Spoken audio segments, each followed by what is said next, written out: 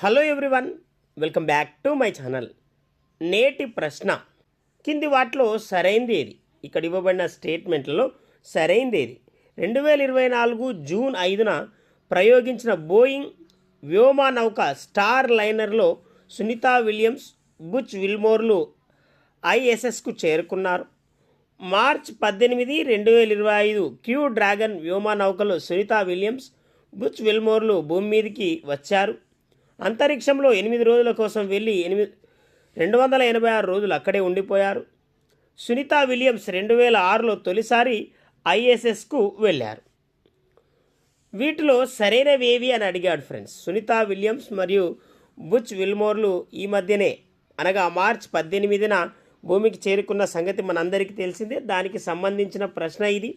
ఇక్కడ ఆన్సర్ ఒకసారి చూస్తే స్టార్ లైనర్లో జూన్ 5న ఐఎస్ఎస్కు చేరుకున్నారన్నది సరైంది. అలాగే మార్చ్ 18న భూమికి చేరుకున్నారన్నది బి స్టేట్మెంట్, ఇది కూడా సరైంది. 8 రోజుల కోసం వెళ్ళి 286 రోజులు అక్కడే ఉన్నారన్నారు సి స్టేట్మెంట్, ఇది కూడా సరైంది.